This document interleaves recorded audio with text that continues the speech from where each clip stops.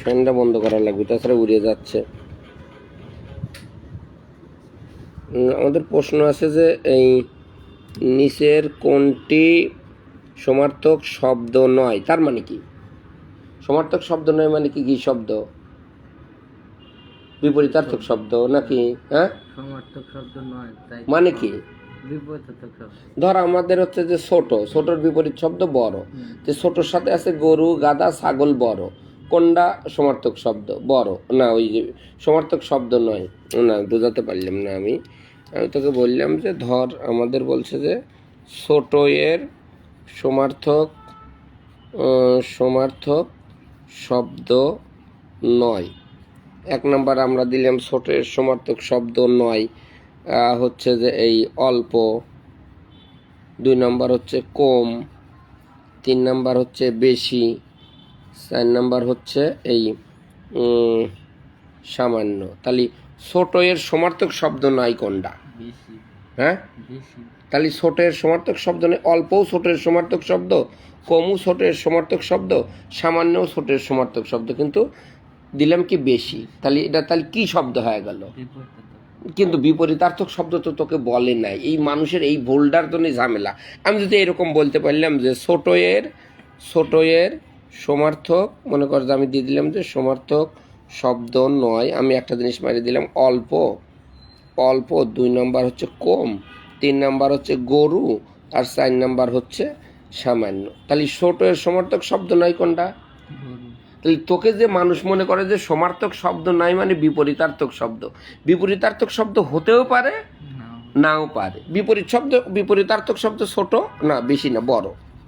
মানে মনে করে এখানে বড় দিছি, তাহলে ছোটের সমার্থক শব্দ নাই কোনটা? বড়। সেটা বিপরীতার্থক শব্দ হতে পারে, আবার অন্য শব্দও হতে পারে। আমাকে বলছে যে একই রকমের না, আর এক রকমের। সেটা হতে পারে তার বিপরীত, বা সেটা হতে পারে তার অন্য কোনো কিছু, বা এরকম একটা ঘটনা। কনসেপ্ট ক্লিয়ার কিনা কর? হ্যাঁ, তাহলে আমাদের এখানে প্রশ্ন একটা আছে যে নিচের কোনটি সমার্থক শব্দ নয়। এটা আবার বলছে যে সমার্থক শব্দ নেই, মানে 4টে জিনিস আছে, তার মধ্যে 3টে জিনিস হচ্ছে তোর একই রকমের, আর একটা হচ্ছে 3টে আছে সমার্থক শব্দ, আর একটা সমার্থক না, বিপরীতার্থকও হতে পারে, আবার অন্য কিছু হতে পারে। তা আমাদের একটা জিনিস আমরা দেখলাম যে উষা মানে কি? সকাল, তাই কিনা কর? তারপর আমরা দেখলাম কি প্রত্যুষ মানে কি? প্রত্যুষ মানে সকাল। তারপর কি সুবা সাদিক, এরকম একটা সুবা মানে সকাল, মানে প্রথম বোঝায় আর কি। আর একটা প্রদোষ, তো উত্তরটা আমাদের এখানে কি হবে?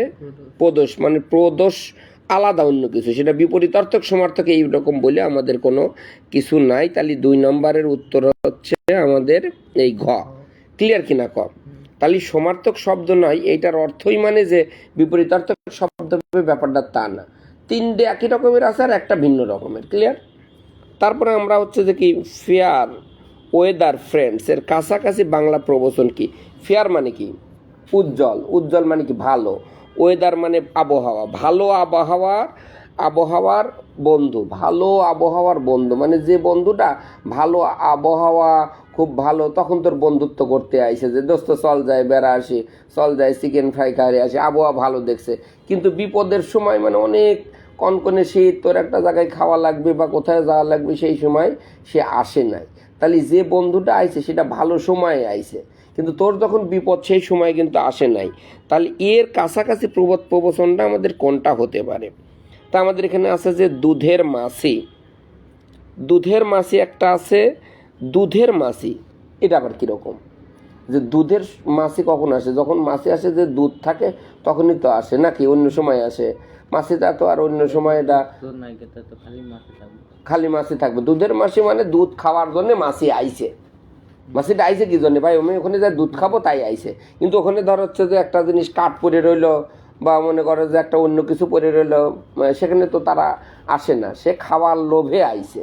মানে সুন্দর দুধের মাছি এরকম ব্যাপার, মানে সঠিক ইয়েতে আইছে। তারপর 2 নম্বর ক্ষয়ের খা, 3 নম্বর অকাল কুষ্মণ্ড, আর 4 নম্বর চরে মারছি তো ভাই। তাহলে ফেয়ার ওয়েদার ফ্রেন্ড মানে যে ভালো সময়ে আসে বা কোনো সুসময়ে আসে, মানে দুধের মাছি মানে সুসময়ে যে, মানে ভালো সময়ে যে আসে। ক্লিয়ার?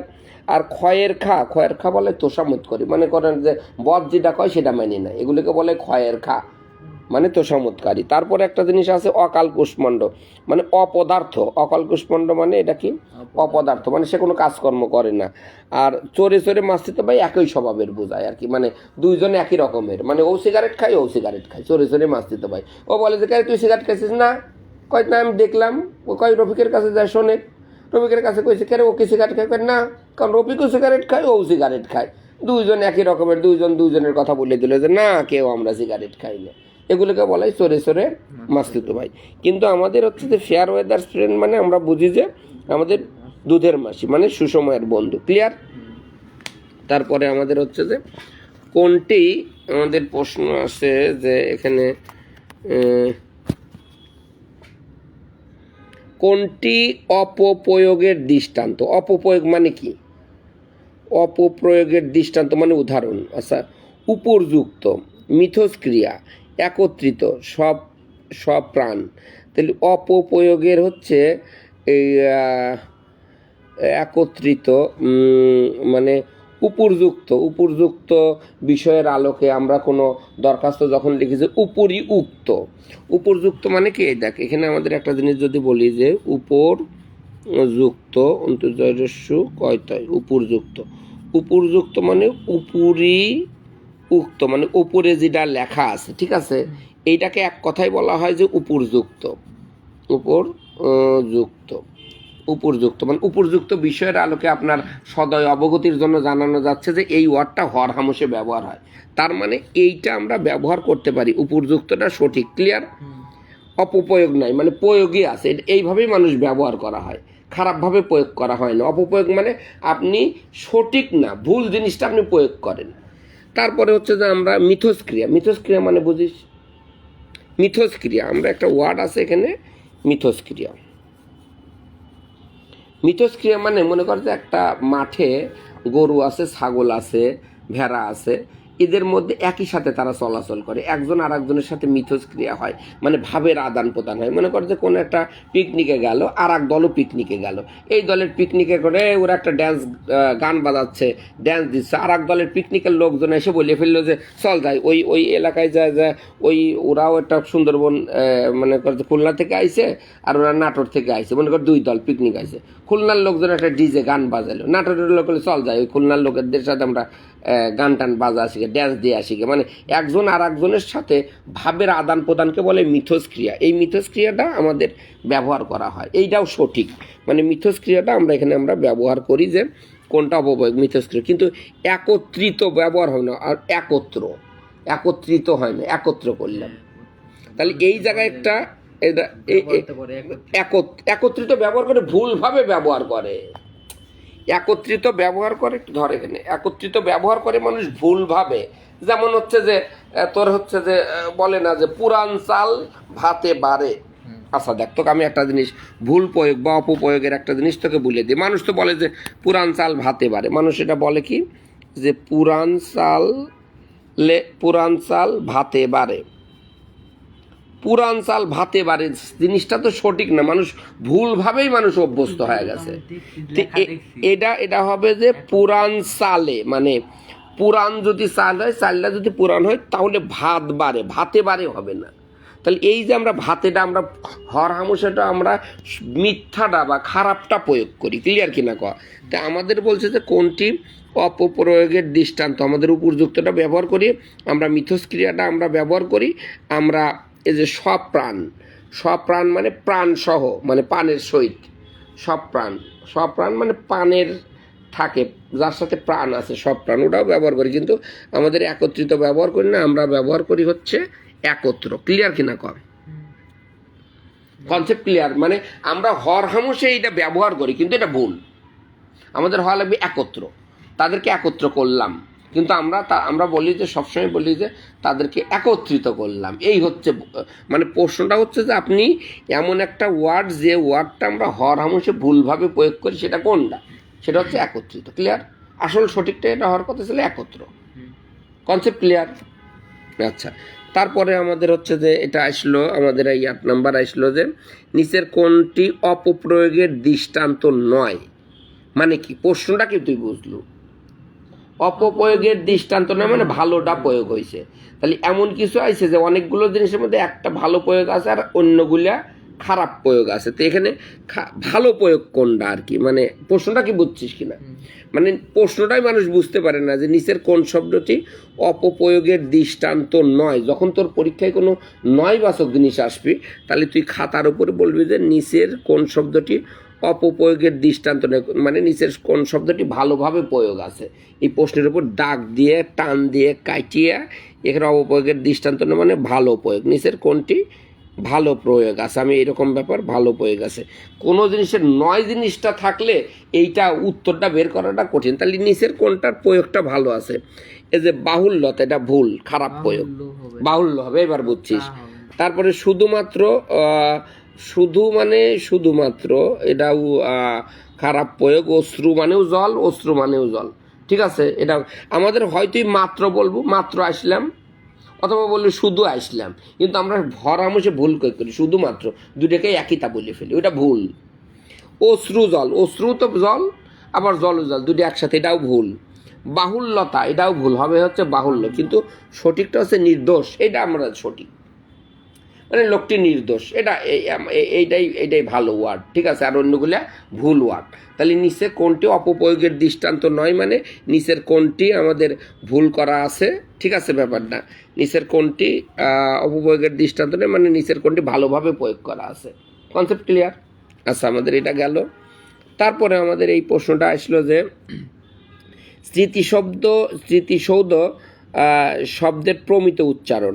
প্রমিত উচ্চারণ কাকে বলে তা আগে বুঝিস কিনা?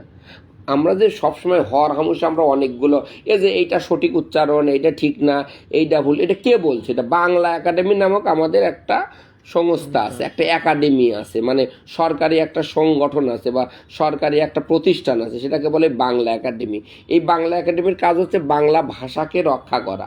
আর বাংলা ভাষাকে রক্ষা করার জন্য বাংলার বানানটা কি হবে, নদী বানান দয়রস্য হবে না দয়দীর্ঘী হবে, সরকারি বানান রয়রস্য হবে না দীর্ঘী হবে, কোনটা রস্যকার হবে কোনটা দীর্ঘকার হবে, এই বানানগুলা রর সাথে রি থাকলে তার সাথে প্যাটকাটা মধ্যে স হবে, র থাকলে প্যাটকাটার মধ্যে স হবে। এই নিয়মগুলা বাংলা একাডেমি একটা দিয়ে ওরা পেপারে গেজেট আকারে প্রকাশ করছে। এই বাংলা একাডেমি যে বানানগুলো দিছে সেই বানানগুলোর সেই উচ্চারণটাকে বলে প্রমিত উচ্চারণ। যে বাংলা স্মৃতিসৌধ শব্দের প্রমিত উচ্চারণ কোনটা, এই উচ্চারণটা কে দিছে? যে এই স্মৃতিসৌধ বানান এইটা বাংলা একাডেমি বলেছে যে এর উচ্চারণটা আপনার এইরকম করে বলা লাগবে আর এর অর্থ এটা হবে। এবং বাংলা একাডেমির যে ডিকশনারি সেই ডিকশনারিতে উচ্চারণ লেখা আছে। তা আমাদের এখানে আমাদের স্মৃতিসৌধ, স্মৃতি দন্তেশ্বরিকারে সৌধ, এই যে হসন্ত মানে সৌধ হবে না, কিন্তু এটা তো বুঝিস। ধ মানে সৌধ, এই যে ধর সাথে আমাদের কিন্তু হসন্ত, হসন্ত মানে সৌধ, মানে সৌধ, ওর মতো উচ্চারণ হবে না, ঠিক আছে। এটা কি উপরের উচ্চারণটা কি? স্মৃতিসৌধ। আর এখানে কি লেখা আছে, নিচে কি লেখা আছে? স্মৃতিসৌধ। তাহলে ওই উচ্চারণ আর এই উচ্চারণ মিলল না। তারপরেরটা কি আছে? স্মৃতিসৌধ, এটা আছে। আবার হচ্ছে যে খ নাম্বার হচ্ছে যে স্মৃতিসৌধ, মানে এই দেখ, এটা এই খ নাম্বার আর গ নাম্বার একই জিনিস, কিন্তু খ নাম্বারে চন্দ্রবিন্দু নাই আর গ নাম্বারে চন্দ্রবিন্দু আছে। আর 5 নাম্বার স্মৃতিসৌধ, তাহলে সৌধ হবে না, তাহলে হয় হচ্ছে খ নাম্বার নাই হচ্ছে স্মৃতিসৌধ যেটা সেটার উচ্চারণ হচ্ছে দন্তের শয়রিকার এই মানে চন্দ্রবিন্দু। এটা আমি জানতাম না, কিন্তু এখান থেকে আমরা দেখলাম যে স্মৃতিসৌধ বানান দন্তের শয়রিকারে শ্রী চন্দ্রবিন্দু হয়। চন্দ্রবিন্দু মানে কাউকে সম্মান করার উদ্দেশ্যে আমরা চন্দ্রবিন্দু ব্যবহার করি। স্মৃতিসৌধ মানে স্মৃতিদের মানে যারা মারা গেছে তাদের সম্মানার্থে আমরা যেটা একটা মানে একটা স্মারক বা আমরা একটা যে ভাস্কর্যটা তৈরি করছি সেটা হচ্ছে স্মৃতিসৌধ। তাহলে স্মৃতিসৌধের মেইন বানানটা হচ্ছে যে দন্তের শয়রিকারে শ্রী খণ্ড উপরের মাথায় চন্দ্রবিন্দু তৈরি সৌধ, সৌধ হয়ে থাকে। এখানে ধয়কারের সৌধ, আর এখানে স্মৃতিসৌধ। আচ্ছা, আমি এটা ক্লিয়ার কিনা বল? উচ্চারণ তো বুঝিস যে বানান, ইংলিশের বানান দেখে কখনো উচ্চারণ বোঝা যায় না, বানান আর উচ্চারণ আলাদা, বানান একরকম আর উচ্চারণ আর এক রকম। তো উপরের হচ্ছে যে আমরা আমরা যেটা দেখছি যে এখানে আমাদের এই কোনটা হচ্ছে যে এই ওরে বাবা গেল কোথায়, তে স্মৃতি, এটা উচ্চারণটা কি? স্মৃতিসৌধ। তার এটা তো আমাদের লিখিত স্মৃতিসৌধ, আর উচ্চারণের স্মৃতিসৌধ কোনটা? দন্তে শয়রিকার চন্দ্রবিন্দু তৈরস্বী তালবিষয়কের সৌধ। ক্লিয়ার? আচ্ছা, আমরা এটা গেলাম। এটা আমাদের একটা জিনিস আছে যে এক কোষ জল, এক কোষ জল এক কথায় কি হবে? আমাদের প্রশ্নটা ছিল যে এক কোষ জল এক কথায় কি হবে? জলদ মানে কি? জল দান করে যে। আর এক কোষ জল তার মানে কি? গান্ডুস, গন্ডুস, আনন, অন্তঃসলিলা। ইরে বাবা রে বাবা, কি কঠিন আর কি। একটা কোষ জল মানে মানে এত ছোট কোষ, একটা কোষ মানে তো অনেক ছোট, আর জল মানে অনেক ছোট জল, সেটাকে আমরা কি বলি? গন্ডুস। ওইভাবে তো হয়। হ্যাঁ, জল তো ওইভাবে পরিমাপ করা যায় না। এক কোষ জল। কোষ দিয়ে জল পরিমাপ করে কিভাবে? এইটা তো আমাদের কোষ দিয়ে জল পরিমাপ করে কিভাবে, এইটা করলে তো আর পড়া যাবে না। আমাদের মনে করা লাগবে যে এক কোষ জল মানে গন্ডুস, কিন্তু আমরা মনে রাখার বুদ্ধি তৈরি করা লাগবে। এক কোষ কিভাবে এক কোষ জল হলো, এটা তো আর আমরা জানি না। আমরা কোথার থেকে আমরা জানবো? কিভাবে আমরা বুঝবো যে এটা এক কোষ জল মানে কি, এক কোষী মানে কি? তো এইটা আমরা মুখস্থ করার জন্য এক কোষ জল মানে গন্ডুস, এটা মনে রাখলাম যে কি একটা জটিল, একটা কোষের জল, তার নাম হচ্ছে গন্ডুস। হাজার হাজার জিনিস আমাদের মুখস্থ করলে, এটা একটা মুখস্থের জিনিস। এক কোষ জল মানে গন্ডুস আমি বলবো না, এক কোষ জল মানে আমি বলবো মানিক, বা এক কোষ জল মানে আমি বলবো হরুম। এইসব তো বলার তো কোনো দরকার নেই। বই আছে যে এক কোষ জল মানে আমাদের হচ্ছে গন্ডুস, আমরা এটা মুখস্থ করবো, ভাই এক কোষ জলকে বলে গন্ডুস, বাস। এটা একটা পড়া, এটা একটা মুখস্থ। ভবিষ্যতে যদি বলে যে গন্ডুস দেখলাম, তার মানে আমি মনে করবো এক কোষ জল দেখলাম। এখন এক কোষ জলটাও কি গন্ডুসকে আমরা কিছুই জানি না, আমাদের জানার এখানে প্রয়োজনও আমরা মনে করি না। ঠিক আছে, তারপরে আমরা এখানে আসি যে নদী কোন ধরনের শব্দ? তৎসম, অর্ধ তৎসম, তদ্ভব, দেশি বিদেশি। এখন এই শব্দটা আমি তোকে একটু শেখাই। এখন আমাদের শব্দ, এই বাংলা ভাষায় যত শব্দ আইছে, বিজ্ঞানীরা বলছে 5 রকমভাবে শব্দ আইছে। এই বাংলা ভাষায় যতগুলো শব্দ আইছে, সেই শব্দটা হচ্ছে 5 ভাবে এই বাংলা ভাষায় আইছে। এই যে আমরা বাংলা ভাষায় যেটা চেয়ার বলে, আসলে তো সেই চেয়ার মানে তো হচ্ছে যে এই আমরা যেটাকে চেয়ার বলি, সেই চেয়ারটা তো বাংলা শব্দ না। বাংলা শব্দ মানে ইংরেজি ভাষার থেকে আমাদের এই চেয়ারটাকে এখন আমরা বাংলা ভাষার মধ্যে একটা এই ওয়ার্ডটাকে আমরা ব্যবহার করতেছি। আসলে তো বাংলা যখন প্রথম তৈরি হয়েছিল, বাংলা এই ভাষাটা, তখন তো চেয়ার ছিল না।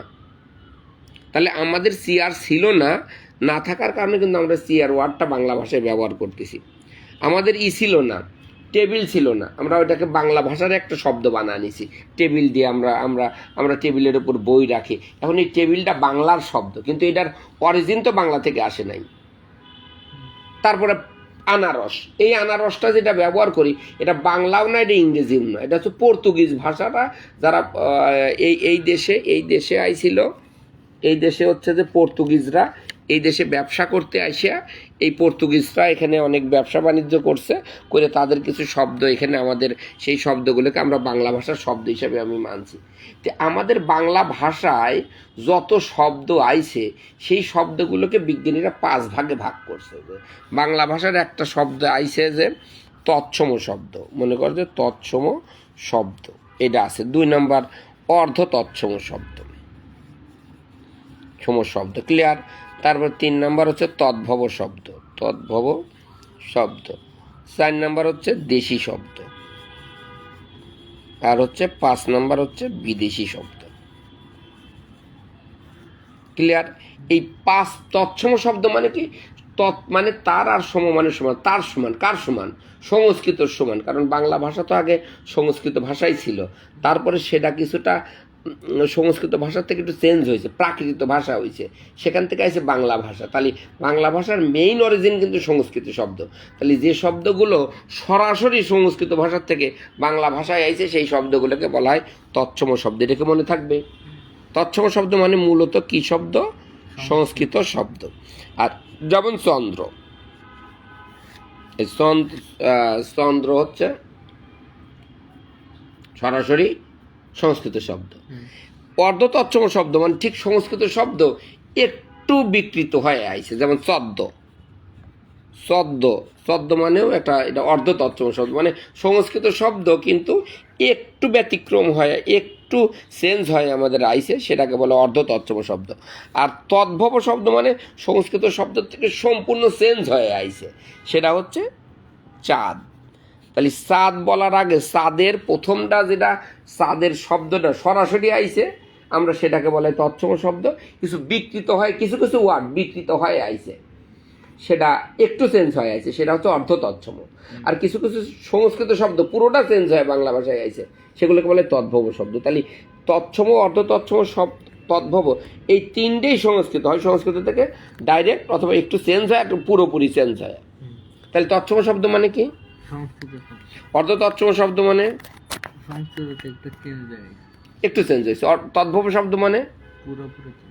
পুরোপুরি চেঞ্জ হয়েছে। তাহলে আর দেশি শব্দ মানে এই আবহমান থেকে আমাদের যে ডোম, ডোম, মুসি, মুসি, তারপরে ঢাক, ঢোল, এই ওয়ার্ডটাগুলোই অনেক আগের থেকে মানুষ আমাদের এই বাংলা ভাষাতেই ছিল। ক্লিয়ার?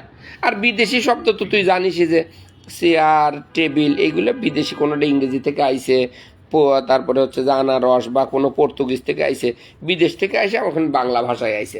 তাহলে আমরা যখন বলবো যে, আমরা যখন শব্দ শিখবো যে একটা শব্দগুলো কোথা থেকে আইছে, সেই শব্দগুলো আমাদের কোন জায়গা থেকে আইছে, এই যে বাংলা ভাষা আমরা যত শব্দ ব্যবহার করি, সব শব্দ কি বাংলার শব্দ? না, কিছু কিছু অনেক আগের, অনেক অনেক অনেক অনেক অনেক প্রাচীন কাল থেকে এই বাংলায় আছে, সেগুলোকে বলে দেশি শব্দ। কিছু শব্দ বিদেশ থেকে আইছে, আমাদের দেশে যারা বিদেশিরা ব্যবসা করতে আইছে, তারা কিছু শব্দ এখানে দিছে, সেগুলোকে বলে বিদেশি শব্দ। তৎসম শব্দ মানে সংস্কৃত থেকে হুবহু আইছে সংস্কৃত শব্দ। তাহলে আমাদের এখানে প্রশ্ন ছিল যে নদী, নদী কোন শব্দ? তাহলে নদীটা হচ্ছে, এই শব্দটা আছে দেশি শব্দ না তদ্ভব শব্দ না তৎসম শব্দ না বিদেশি শব্দ? নদী শব্দটা একদম সংস্কৃতের সরাসরি শব্দ। তাহলে এইটা তুই যদি বলিস, তাহলে আমরা বুঝবো কিভাবে? ভাষা কি কোনোদিন বোঝা যায়? ভাষা মুখস্থ করতে হয়, হাজার হাজার জিনিস পড়তে হয়। যে নদী হচ্ছে সংস্কৃত শব্দ, চন্দ্র সংস্কৃত শব্দ, হস্ত সংস্কৃত শব্দ, তারপরে হচ্ছে যে এগুলো বাংলা ব্যাকরণ বইটা, আমি আবার যখন বাংলা ব্যাকরণ বই পড়বো সেগুলো মুখস্থ তখন করা যাবে। আপাতত আমরা কনসেপ্টটা শিখি যে এরকম এরকম শব্দ, এগুলোকে বলে দেশি শব্দ, এগুলোকে বলে বিদেশি শব্দ, এগুলোকে বলে এই শব্দ। এখন আমরা এগুলো শিখি। ক্লিয়ার? তাহলে আমরা এই প্রশ্নটা আমরা পাইলাম যে এটা কি ধরনের প্রশ্ন আসে সেটা আমরা জানলাম। তারপরে লেফাফা দূরস্থ বাগধারাটির সঠিক অর্থ কোনটা?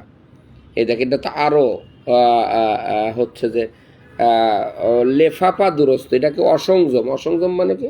সংযম নাই, কথায় কথায় রেগে যায়, এর কোনো সংযম নাই। যেমন আমি কথায় কথায় এটা রেগে গেলাম, কিন্তু এটা লেফাফা দূরস্থ না। অবাধ, অবাধ বিচরণ, কোনো বাধা নাই, ইচ্ছা মতো যেখানে সেখানে চলে যাওয়া যায়, অবাধ। আমি ইচ্ছা করলে এখানে গেলাম, ইচ্ছা করলে গেলাম, তাকে বলে অবাধ বিচরণ, মানে কোনো বাধা নাই, কোনো কিছু নেই। অবাধ মানে বাধাহীন। তাহলে লেফাফা দূরস্থ মানে বাধাহীন না। এখানে আছে কপট, আর পরেরটা আছে হচ্ছে হতভাগ্য। হতভাগ্য মানে খারাপ ভাগ্য, খালি পরীক্ষায় ফেল করে ফেল করে ফেল করে, অথবা বাবা মারা যায়, মা মারা যায়, ভাই মারা যায়, এটা হতভাগ্য। কিন্তু লেফাফা দূরস্থর সঠিক অর্থ হচ্ছে কপট। কপট মানে ভণ্ড, লোকটা কপট, মানে লোকটা খুব ভণ্ড, সে মুখে একটা আর কাজে আর একটা, এটাকে বলে কপট। আর লেফাফা দূরস্থ, এটা মানেও একটা ভণ্ড বা কপট বা মিথ্যাবাদী, খারাপ, একই অর্থ। তাহলে লেফাফা দূরস্থর আমাদের একটা মোটামুটি, আমাদের লেফাফা দূরস্থর সঠিক অর্থ কোনটা? আমাদের উত্তর হবে কত?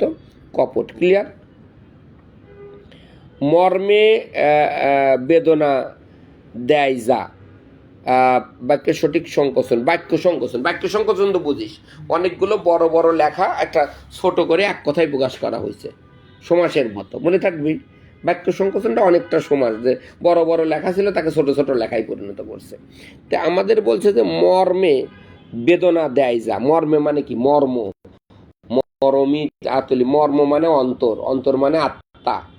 মর্মে বেদনা দেয় যে, মানে আত্মায় যে ব্যথা দেয়, মানে একজন একজনকে গালিগালাজ করলো, সরাসরি তো হাত দিয়ে মারল না, কিন্তু তার একদম বুকের মধ্যে যে আত্মা আছে, আত্মায় যা ব্যথা লাগলো, সেটা মর্মে বেদনা। তাহলে যে লোকটা আত্মায় ব্যথা দেয় বা বেদনা দেয়, তাকে কি বলে? তাকে কি মর্মভেদী, মর্মস্পর্শী, নির্মম, মর্মান্তিক, কোনটা হতে পারে আর কি। এক কথায় প্রকাশ মর্মকে বেদনা দেয় যে মর্মন্তুদ, এখানে মর্মন্তুদ কেউ কোনোটাই নাই, হচ্ছে যে এই মর্মভেদী আছে, মর্মকে ভেদনকারী। তো এখানে মর্মে বেদনা দেয় যে মর্মন্তুদ, এখানে মর্মন্তুদ নাই, তাহলে এই জিনিসটা আমাদের ফাঁকা রাখা লাগবে। পরীক্ষা যদি এরকম আসে যে উত্তর নাই, তাহলে ফাঁকা রাখা লাগবে, কারণ আমি একটা দিলাম যা দেখা গেলো স্যাররা আর একটা উত্তর নিয়ে নিল, সেটা নিয়ে অনেক জটিলতা হয়, বুঝছিস ব্যাপারটা। তাহলে মর্মে বেদনা দেয় যে তাকে বলা হয় মর্মন্তুদ, এই যে মর্মকে বেদনা দেয় যে তাকে বলা হয় মর্মন্তুদ, মনে থাকবে। তাহলে এখানে নাই, এটা ভুল আছে। তাহলে এখানে আমরা মোটামুটি আমাদের যেগুলো গোল গোল দেওয়া যেগুলো ছিল সেগুলো আমরা মোটামুটি একটা কনসেপ্ট দিলাম যে তোর পড়ে পড়ে এখন মুখস্থই করা লাগবে, মানে এমন কোনো নাই যে এটা আমাদের বোঝাবুঝির একটা অর্থ আছে, সব জিনিস আমাদের মুখস্থ করা লাগবে। মনে কর যে এটাগুলো তো আমি বলেইছি, এগুলো ওষ্ঠ ব্যঞ্জন বিমুগ্ধ এগুলো বলেছি। একটি গান শোনাও। আচ্ছা, এখানে একটা যে এখানে আমাদের একটা প্রশ্ন আছে যে একটা গান শোনাও, এখানে একটা, এটা কি? এই একটা শব্দটি কি গুণবাচক? মানে একটা গান, গুণ মানে কোনো মানুষ সম্পর্কে অতিরিক্ত তথ্য দেওয়া, তা তো না। নির্দিষ্ট জ্ঞাপক মানে একটা গান শোনা মানে তো যে কোনো নির্দিষ্ট না, ঝাঁকানাকা দোলা না, এটা হচ্ছে নির্দিষ্ট গান।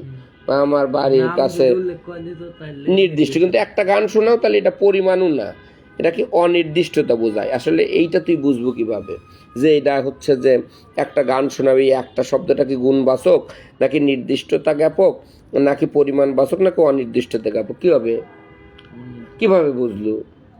একটা মানে অনির্দিষ্টতা জ্ঞাপক, ব্যাপারটা সেরকম না। ব্যাপারটা এই বইয়ে, ব্যাকরণ বইয়ে বলছে যে একটা গান শোনাও, সেই রকম একটা পরীক্ষায় কোনো জায়গায় উদাহরণ আছে, সেটা লেখা আছে যে অনির্দিষ্ট দেব। কিন্তু আমি যদি বলি যে একটা মানে একটা পরিমাণ, সেটাও কিন্তু রাইট। বা একটা গান শোনাও, বা একটা মানে আমি যদি বলি যে নির্দিষ্ট, তাও জ্ঞাপক হয়, নির্দিষ্ট নয়। আমি যদি বলি পরিমাণবাচক, তাও হবে। আমি যদি বলি যে একটা মানে অনির্দিষ্টতা জ্ঞাপক, মানে একটা বলতে একটা লোক আইছিল, মানে সেই লোকটাকে আমি চিনি না, এটা অনির্দিষ্ট ব্যক্তি। কিন্তু আমি যদি বলি যে একটা মানে একজন মানুষ, এটা একটা পরিমাণ, তাও রাইট। কিন্তু কোনটা প্রকৃত রাইট সেটা নির্ভর করে ব্যাকরণবিদ যা ভুল দিয়েছে তাই ঠিক দিলেও তাই। ব্যাকরণবিদ বলছে যে ভাই তোর যদি কোনো একটা শব্দ থাকে তাহলে তুই মনে করবি এটা অনির্দিষ্ট অবস্থা ব্যবহার করে, এটাকে তুই পরিমাণ হিসেবে ধরবো না। তাহলে আমাদের এই জিনিসটা আমাদের মুখস্থ করা লাগবে যে এখানে স্মরণ, এই যে স্মরণ, এখানে স্মরণ এটার উচ্চারণটা কি? স্মরণ। আর এখানে আছে স্মরণ, এখানে স্মরণ, স্মরণ, এখানে স্মরণ, স্মরণ, আর এখানে হচ্ছে যে স্মরণ। দেখে একই রকম মনে হচ্ছে, কিন্তু এটা উচ্চারণ হচ্ছে ছয় চন্দ্রবিন্দু। এই দেখ, এটাও সব, এটার উচ্চারণ কিন্তু স্মরণ, এটা হবে না। স্মরণ এটা হতে পারে, স্মরণ এটাও গ নম্বরও স্মরণ হতে পারে, আবার হচ্ছে যে ঘ নাম্বারও কিন্তু হতে পারে, তিনটে উত্তর। কিন্তু বইয়ের হয়তো কোনো জায়গায় আছে যে স্মরণের উচ্চারণ এরকম তাই, সেজন্য হাজার হাজার জিনিস আমাদের মুখস্থ করা লাগবে। এটা আমাদের চিন্তা করে কোনো কথা নেই। ব্যাকরণবিদ যেটাকে সঠিক ধরছে বা ভুলটাকে যদি বলে যে এইটাই এইরকম উচ্চারণ, আমাদের সেটা মানি না লাগবে। এটাকে বলে প্রমিত। তুমি একজন কথা বলবে, আর একজন আর একটা কথা বলবে, আর একজন আর একটা কথা বলবে। বাংলা একাডেমি বলবে যে ভাই তোমার সব কথা মানলাম না, আমরা যেটা বলবো তোমাদের শোনা লাগবে। তা আমাদের স্মরণের উচ্চারণটা ওরা বলে দিছে যে ছয় চন্দ্রবিন্দু রয়কারের দন্তের স্মরণ, ঠিক আছে? তাই এটা আমাদের মুখস্থ করা লাগবে। এই যে সে তার, এখানে বলছে যে সে তার মানে তিন তারের সমাহার। তিন মানে সে, তাহলে সে তারটাকে আগেরটা জানা লাগবে। তিন তারের, সে মানে তিন, প্রথম পুরুষ, দ্বিতীয় পুরুষ, তৃতীয় পুরুষ, সে তারের সমাহার। তাহলে তিনটে কিন্তু বহুব্রী, কিন্তু কোন বহুব্রী?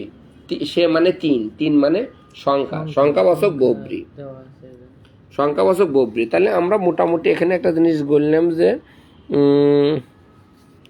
কোনটি, এটা আমাদের প্রশ্নটা আছে যে কোনটা ভাষা গঠনে প্রত্যক্ষ ভূমিকা নেই। যেমন জিহ্বা দিয়ে আমরা ভাষা বলি, সরাসরি ভাষা বের হয়, তাই না? ফুসফুস দিয়ে ফুসফুসের বাতাসেটা লাগে। আর তালু, হাতের তালু দিয়েও আমাদের একটা, হ্যাঁ তালু যেটাই হোক, এই ভাষা গঠনে যে তালু উপরের অংশটা হয়তো বোঝায়। আর তারপর যকৃৎ, এই যকৃৎ দিয়ে আমরা ভাষা ব্যবহার করি না, তাহলে যকৃৎ। তাহলে এইটুক পর্যন্ত আমরা শিখলাম। তুই এখানে একটা জিনিস, এই আমাদের হচ্ছে যে গড্ডালেখা প্রবাহ বাগধারাদের, গড্ডল শব্দের অর্থ কি? গড্ডালেখা প্রবাহ মানে স্রোত, প্রবাহ মানে স্রোত। তাহলে গড্ড শব্দের অর্থ কি? আমাদের প্রশ্ন কি? গড্ড শব্দের অর্থ ভেড়া। ভেড়ার পালে তুই চলে গেল, বহু ভেড়ার পাল চলে যায়। তুই মনে করতে যে ভেড়া যাচ্ছে, আর একটা ইঁদুর ভেড়ার সাথে চলে গেল, আর একটা গরু ভেড়ার পালে চলে গেল। সেই জন্য বললো যে ভাই জানুক বা না জানুক, অনেক মানুষটা সঠিক না বল ভেড়ায় একদাল পাল হয়ে গেছে, ছোট ছোট গরু মনে করলে যে তার পাল যাচ্ছে, গরুকে একটা ভেড়ার মতো হয়ে চলে গেল।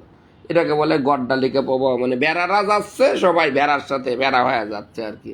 মানে কোনো চিন্তা ভাবনা করতেছে না, রফিক করতেছে আমিও করি, সেই তুই যে করবো, রফিকের করার তোর করা কি এক হইলো না আলাদা হইলো, এটা নিয়ে কোনো কথা নেই। তাহলে এখানে বলছে যে গড্ডল শব্দের অর্থ কি? গড্ডল মানে ভেড়া, ঠিক আছে? গড্ডল মানে স্রোতও না, একত্রও না, ভাষাও না। গড্ডালিকা প্রবাহ মানে ভেড়ার পালের প্রবাহের মধ্যে তুই চলে গেল। ক্লিয়ার?